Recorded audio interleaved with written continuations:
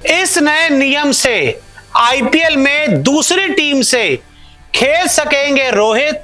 समीकरण और आईपीएल का पूरा कानून आपको इस वीडियो में समझा देते हैं।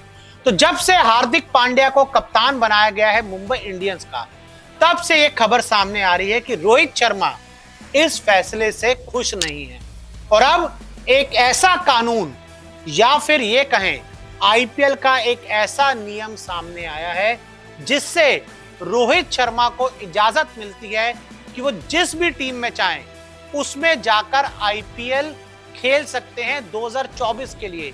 तो क्या वो नियम है, मैं आपको आगे बताऊंगा, लेकिन उससे पहले मैं आपको बता दूं कि आईपीएल ट्रेडिंग विंडो ऑक्शन के बाद एक बार फिर खुलेगी।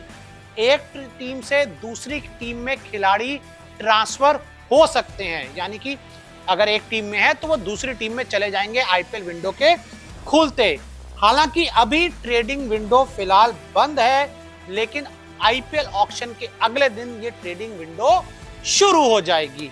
और रोहित शर्मा को लेना चाहती है दिल्ली कैपिटल्स, क्योंकि दिल्ली कैपिटल फिलहाल कप्तान की तलाश में है।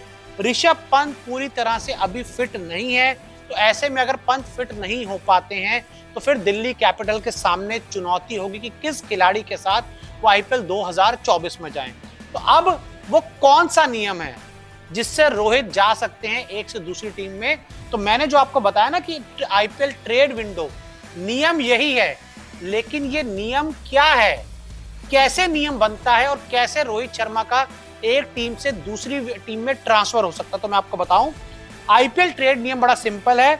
अगर खिलाड़ी अपनी फ्रेंचाइजी को छोड़ देता है तो उसे ट्रेड कहा जाता है। अपनी फ्रेंचाइजी को छोड़कर किसी दूसरी फ्रेंचाइजी में चला जाए, यानी कि फॉर एग्जांपल अभी विराट कोहली रॉयल चैलेंजर्स बैंगलोर में है और अगर वो ऑक्शन में नहीं ऐसे ही ट्रेड होकर सीएसके में चले जाए तो उसे ट्रेडिंग कहा जाएगा।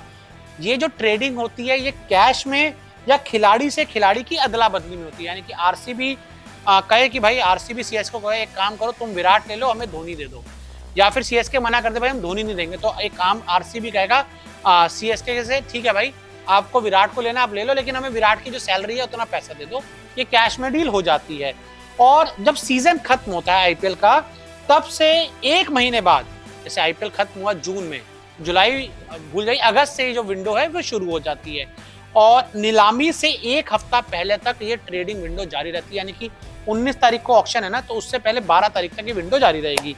ऑक्शन के बाद एक बार फिर ये जो ट्रेडिंग है ये शुरू हो जाती है, यानी कि जैसे ही आईपीएल ऑक्शन खत्म होगा 19 तारीख को, 20 तारीख से ट्रेडिंग विंडो शुरू हो जाएगी। और रोहित शर्मा अगर मान लीजिए खुश नहीं है फिलहाल मुंबई इंडियंस के पास, तो वो जाएंगे और अगर कोई दूसरी टीम उनको अप्रोच कर रही है या किसी ने अप्रोच किया मुंबई इंडियंस को, तो आई थिंक फिर वो साथ मिलकर बैठकर एक डिसीजन कर सकते हैं कि भाई अब आपको मुझे कैप्टन तो बनाना नहीं है, हार्दिक आपके नए कप्तान है, हार्दिक के साथ अपनी इस टीम को आगे लेके जाएंगे, तो आप मुझे किसी दूसरी टीम में जाने दें। तो ऐसा हो सकता है।